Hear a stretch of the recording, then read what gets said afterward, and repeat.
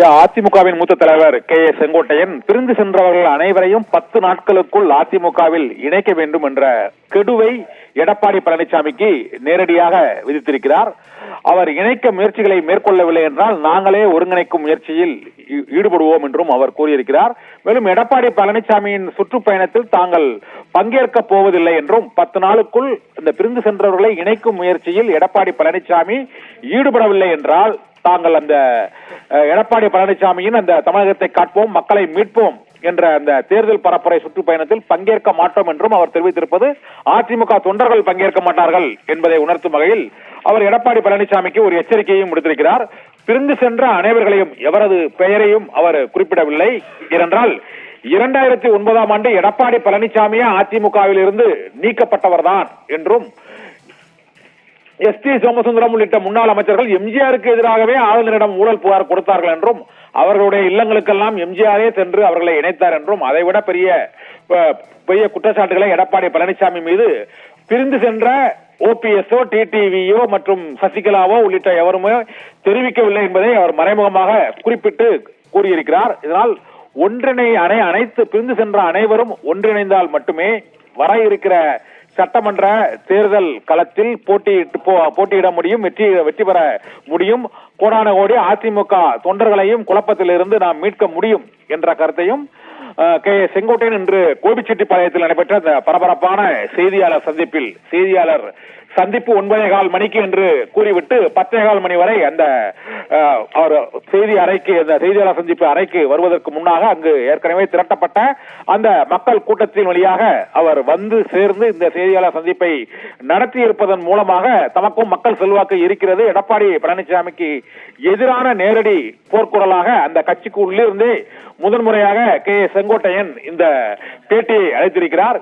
ஏனென்றால் இதற்கு முன்பு டிடிவி தினகரன் அந்த கட்சியை விட்டு பிரிந்த போதோ ஓபிஎஸ் பொதுக்குழுவில் இருந்து நீக்கப்பட்ட போதோ எடப்பாடி பழனிசாமிக்கு எதிராக அவர்கள் அதற்கு முன்னதாக எந்த விதமான கருத்தையும் தெரிவிக்காத நிலையில் செங்கோட்டையன் ஒரு புதிய பாணியை கடைபிடித்து அவர் ஒரு ஆதரவாளர் கூட்டத்தை திரட்டி வந்து இன்று எடப்பாடி பழனிசாமி ஒரு பிரச்சார பயணத்தில் ஈடுபட்டிருக்கும் பொழுது இந்த செய்தியாளர் சந்திப்பை நடத்தி இருப்பது அதிமுகவில் அதிருப்தி உச்சகட்டத்தில் இருக்கிறது என்பதை உணர்த்தும் வகையில் இந்த செய்தியாளர் சந்திப்பை அவர் நடத்தியிருக்கிறார் செங்கோட்டையன். இதில் முக்கியமான 3 முக்கிய அம்சங்கள். 10 நாட்களுக்குள் எடப்பாடி பழனிசாமி அதை பிரிந்து சென்றவர்களை இணைக்கும் முயற்சியில் ஈடுபட வேண்டும் என்று கூறியிருக்கிறார். ஆனால் எடப்பாடி பழனிசாமி இத்தனை ஆண்டுகள் அதற்கான முயற்சியில் ஈடுபடாமல் செங்கோட்டையனின் இந்த செய்தியாளர் சந்திப்புக்கு பிறகு அந்த பணியை மேற்கொள்வாரா என்ற கேள்வி எழுந்திருக்கிறது. செங்கோட்டையன் விடுத்துள்ள வேண்டுகோள் தொடர்பாக மூத்த பத்திரிகையாளர் துரைக்கருணா நம்மோடு இணைந்திருக்கிறார். அவரிடம் கேட்கலாம். துரைக்கருணா சார், வணக்கம் சார். வணக்கம் சார். வணக்கம் சார். இந்த செங்கோட்டையனுடைய பேட்டியோட அந்த முக்கிய அம்சங்கள், இதற்கு ஏதாவது பலன் இருக்குன்னு நினைக்கிறீங்களா சார்? இபிஎஸ் சம்மதிப்பாரா அல்லது அதிமுகவில் இது இன்னொரு பிளவாக கொண்டு போய் நிறுத்துமா? நீங்க எப்படி பாக்குறீங்க சார்? அதாவது இந்த கட்சியினுடைய மூத்த முன்னோடி அண்ணா திராவிட முன்னேற்ற கழகத்தினுடைய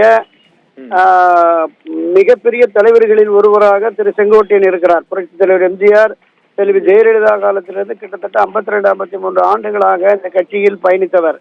இந்த கட்சியினுடைய வளர்ச்சியில் இதனுடைய ஒவ்வொரு அணுவிலுமே அவருடைய அந்த உழைப்பு என்பது இருக்கிறது.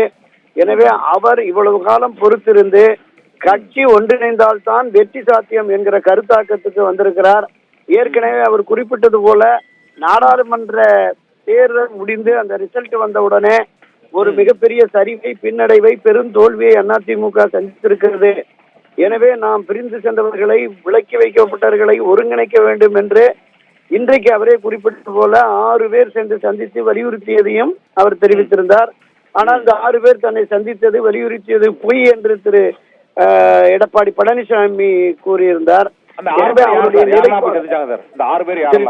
திரு செங்கோட்டையன், திரு நத்தம் விஸ்வநாதன், திரு தங்கமணி, திரு வேலுமணி, திரு சி.வி. சண்முகம், தர்மபுரி திரு கே.பி. அன்பழகன், இந்த 6 பேர் கடந்த 6-7 மாதத்திற்கு முன்பாக சந்தித்து 2.5 மணி நேரம் பேசியிருக்காங்க. கட்சியை ஒன்றிணைத்தால் மட்டும்தான் வெற்றி சாத்தியம். திமுகவை தேர்தல் களத்தில் வீழ்த்துவதற்கு அதிமுக ஒருங்கிணைக்க வேண்டியது அவசியம். புரட்சி தலைவர் எம்ஜிஆர், மரியாதைக்குரிய அம்மா செல்வி ஜெயலலிதா, இந்த இருவரும் தலைவர்களும் கட்சியிலிருந்து கருத்து வேறுபாடு ஏற்பட்டு விலகியவர்கள், விலக்கி வைக்கப்பட்டவர்கள். அவர்களை எல்லாம் மறுபடியும் இணைத்து கட்சியை கொண்டு சென்றதுல புரட்சி தலைவருக்கும் செல்வி ஜெயலலிதாவுக்கு மிகப்பெரிய பங்கு உண்டு. எனவே அந்த அடிப்படையில கட்சியை வலிமை மிக்க கட்சியாக திமுகவை தேர்தல் களத்தில் தோற்கடிக்கக்கூடிய வலிமை பெற வேண்டும் என்றால் நாம் அனைவரையும் ஒருங்கிணைந்துதான் செயல்படணுங்கிற கருத்தை வலியுறுத்தினார்கள். ஆனால் அதை ஏற்கவில்லை. இப்போது நிலைமை மோசமா இருக்கு. தேர்தலை எதிர்கொள்ள போறோம். கட்சி வலிமையா இல்ல, கூட்டணிக்கு யாரும் வரல. என்டிஏ கூட்டணின்னு அறிவிச்சதுக்கு பிறகு என்டிஏவில் இருந்த ஆட்களை காணா. பாமக அப்பா பையன் கட்சின்னு போயிடுச்சு. அது கூட இருந்த ஆட்கள் என்டிஏ பயணித்தவர்களும் வரல. கட்சியும் பலகீனமாக இருக்கிறது, கூட்டணியும் ஒரு வலுவான கூட்டணி அமையல. எனவேதான் கட்சியை வலிமைப்படுத்துவோம், கூட்டணி கட்சிகள் வரும் என்கிற கருத்தின் அடிப்படையில் திரு செங்கோட்டையன் இதை வலியுறுத்தி இருக்கிறார்.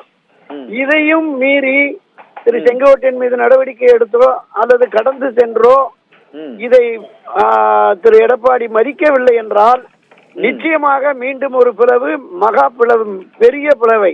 இவர் சொன்னார்ல மகா கூட்டணின்னு, அது மாதிரி ஏராளமான முன்னாள் அமைச்சர்கள், முன்னாள் நாடாளுமன்ற சட்டமன்ற உறுப்பினர்கள் திரு எடப்பாடி மீது அதிருப்தியுள்ள பல ஆயிரக்கணக்கானோர் ஒன்று திரண்டு மீண்டும் அதிமுகவில் நிச்சயமாக ஒரு பிளவை ஏற்படும்.